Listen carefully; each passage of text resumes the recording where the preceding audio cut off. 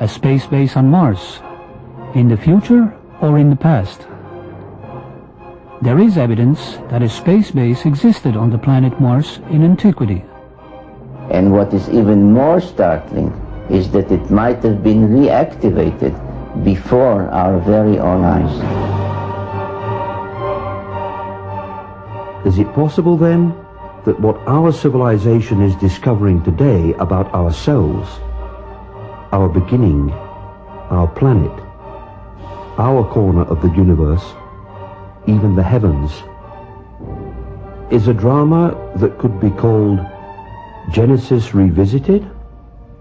Only a rediscovery of what had been known to our earliest civilizations?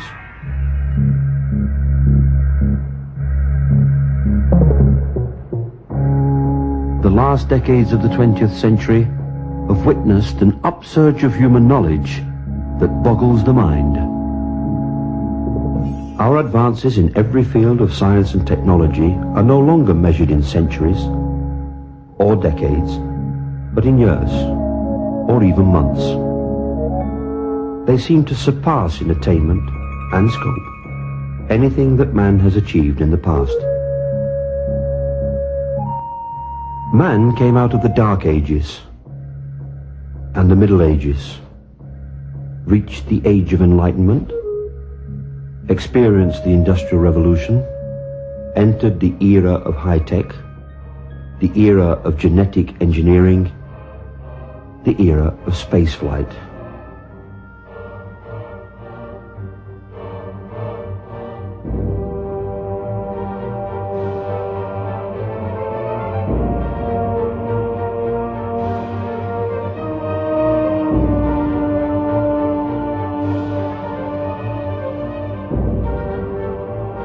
Shadow. 4 forward, drift into the right level. 30 seconds forward, drift. We copy you down, Eagle. The Eagle has landed. Astronauts who land like eagles. In antiquity, they were called Anunnaki, those who from heaven to earth came.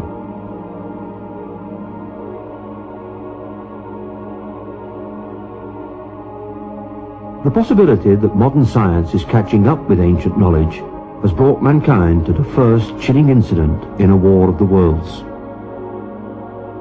It rekindles a situation that has lain dormant almost 5,500 years, the incident of the Tower of Babel.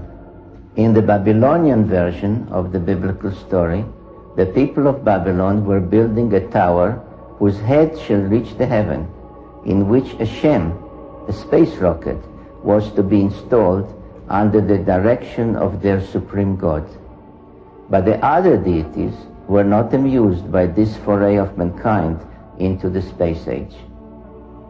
Yahweh came down to see the city and the tower which the humans were building.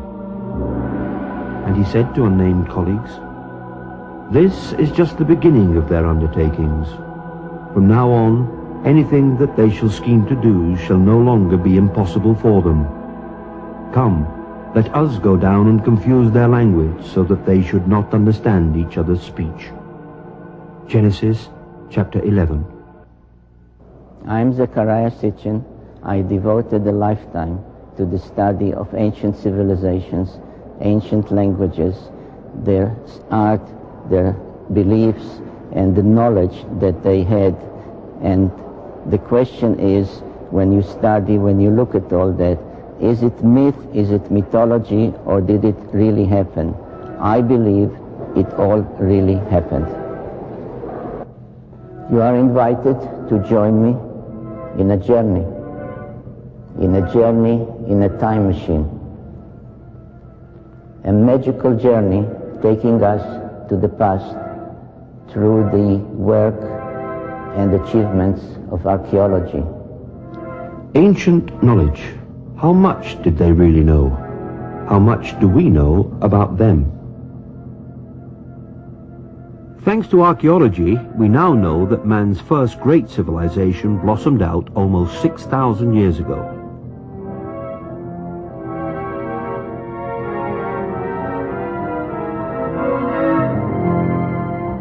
older than the Greeks, older than the Mayas, older than the Incas, older than the Egyptians. The oldest civilization in our history.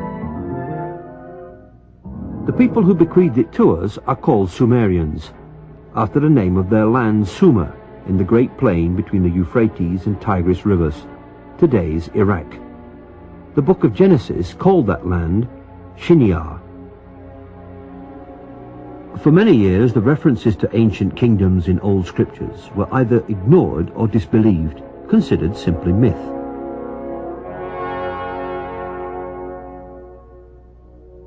We now know that they were historical records of real, flourishing, and incredibly advanced cultures.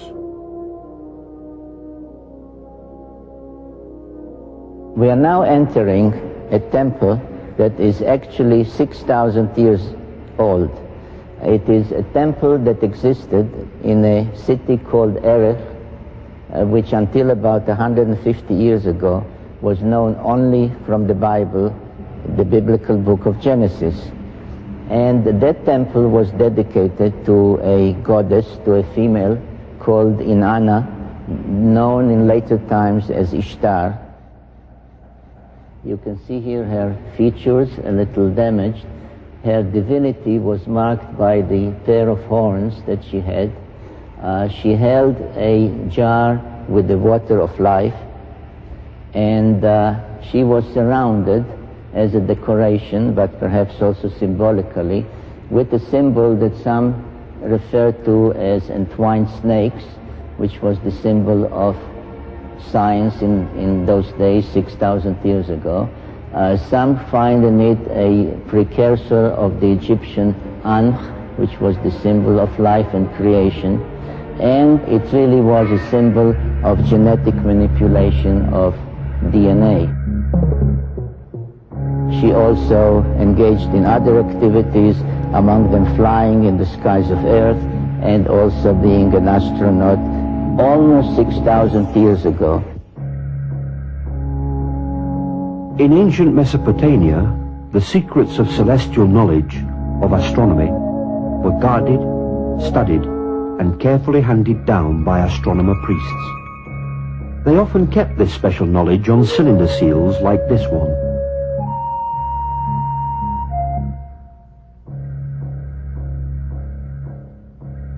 This clay